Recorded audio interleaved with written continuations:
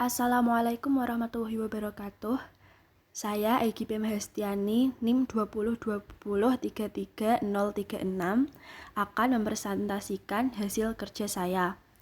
Analisis dasar hukum pendidikan nasional. Pengertian: pendidikan nasional adalah pendidikan yang berdasarkan Pancasila dan Undang-Undang Dasar Negara Republik Indonesia tahun 1945 yang berakar pada nilai-nilai agama, kebudayaan nasional Indonesia, dan tanggap terhadap tuntunan perubahan zaman. Pendidikan nasional berfungsi mengembangkan kemampuan dan membentuk watak serta peradaban bangsa yang bermartabat dalam rangka mencerdaskan kehidupan bangsa, bertujuan untuk berkembangnya potensi peserta didik agar menjadi manusia yang beriman dan bertakwa kepada Tuhan Yang Maha Esa, berakhlak mulia, sehat, berilmu, cakap, kreatif, mandiri, dan menjadi warga negara yang demokratis serta bertanggung jawab. Visi dan misi pendidikan nasional. Visi pendidikan nasional adalah memberdayakan semua warga negara Indonesia sehingga dapat berkembang menjadi manusia berkualitas yang mampu bersaing dan sekaligus bersanding dalam menjawab tantangan zaman. Misi pendidikan nasional yaitu 1. Mengupayakan perluasan dan pemerataan kesempatan memperoleh pendidikan yang bermutu bagi seluruh rakyat Indonesia. 2. Membantu dan memfasilitasi pengembangan potensi anak bangsa secara utuh sejak usia dini sampai akhir hayat dalam rangka mewujudkan masyarakat belajar. 3. Meningkatkan kesiapan masukan dan kualitas proses pendidikan untuk mengoptimalkan pembentukan kepribadian yang bermoral. 4. Meningkatkan keprofesionalan dan akuntabilitas lembaga pendidikan sebagai pusat pembudayaan ilmu pengetahuan, keterampilan, pengalaman, sikap, dan nilai berdasarkan standar nasional dan global. 5. Memberdayakan peran serta masyarakat dalam menyelenggarakan pendidikan berdasarkan prinsip otonomi dalam konteks Negara Kesatuan Republik Indonesia. Berdasarkan visi dan misi pendidikan nasional tersebut, pendidikan nasional berfungsi mengembangkan kemampuan dan membentuk watak serta peradaban bangsa yang bermartabat dalam rangka mencerdaskan kehidupan bangsa, bertujuan untuk berkembangnya potensi peserta didik agar menjadi manusia yang beriman dan bertakwa kepada Tuhan Yang Maha Esa, berakhlak mulia, sehat, berilmu, cakap, kreatif, mandiri, dan menjadi warga negara yang demokratis serta bertanggung jawab. Jalur pendidikan, jenjang, dan jenis pendidikan. Jalur pendidikan: 1. Pendidikan formal. 2. Pendidikan non-formal. 3. Pendidikan informal. Pendidikan formal. Pendidikan formal merupakan pendidikan di sekolah yang diperoleh secara teratur, sistematis, bertingkat atau berjenjang, dan dengan mengikuti syarat-syarat yang jelas. Pendidikan non-formal adalah jalur pendidikan yang tujuannya untuk mengganti, menambah, dan melengkapi pendidikan formal. Pendidikan ini dapat diselenggarakan oleh lembaga khusus yang ditunjuk oleh pemerintah dengan berpedoman pada standar nasional pendidikan. Sedangkan pendidikan informal adalah jalur pendidikan keluarga dan lingkungan yang berbentuk kegiatan belajar secara mandiri.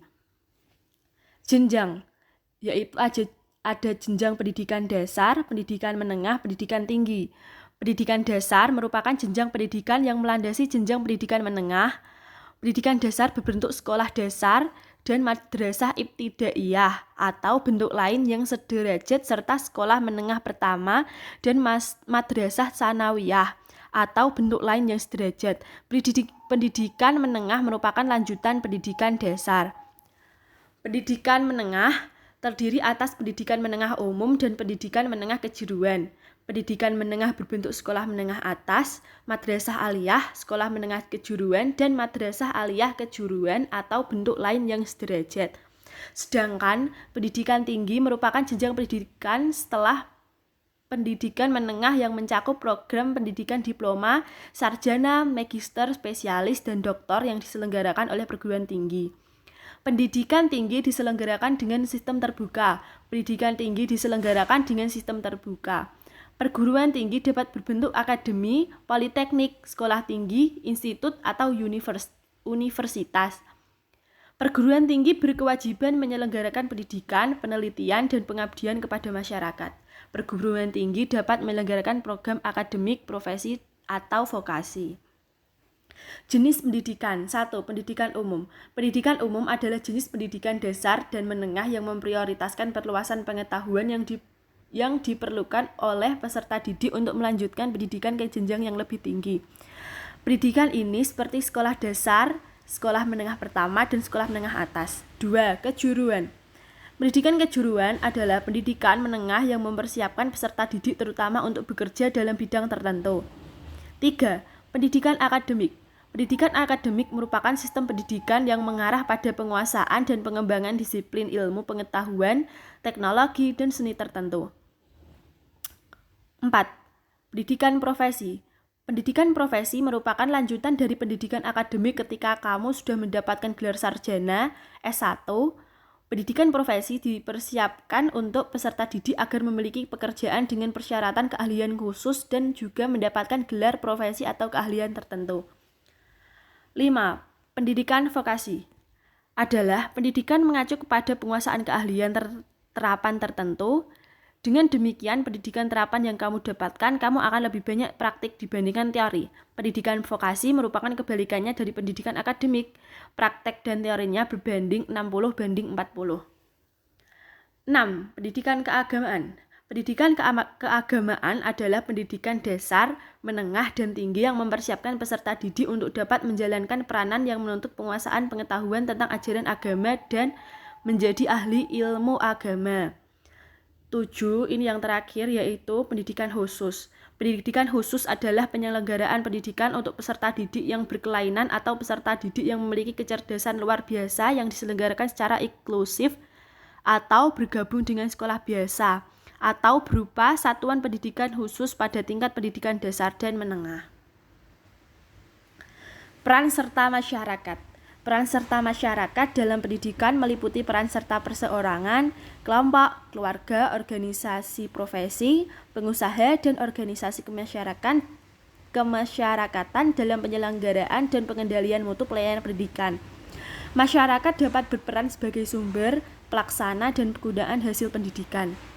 Masyarakat berhak menyelenggarakan pendidikan berbasis masyarakat pada pendidikan formal dan non-formal sesuai dengan kekhasan agama, lingkungan sosial, dan budaya untuk kepentingan bermasyarakat. Penyelenggara pendidikan berbasis masyarakat mengembangkan dan melaksanakan kurikulum dan evaluasi pendidikan, serta manajemen dan pendanaannya sesuai dengan standar nasional pendidikan. Dana penyelenggaraan pendidikan berbasis masyarakat dapat bersumber dari penyelenggara, masyarakat, pemerintah daerah, dan atau sesumber lain yang tidak bertentangan dengan peraturan perundang-undangan yang berlaku. Lembaga pendidikan berbasis masyarakat dapat memperoleh bantuan teknis, subsidi dana, dan sumber daya lain secara adil dan merata dari pemerintah atau pemerintah daerah.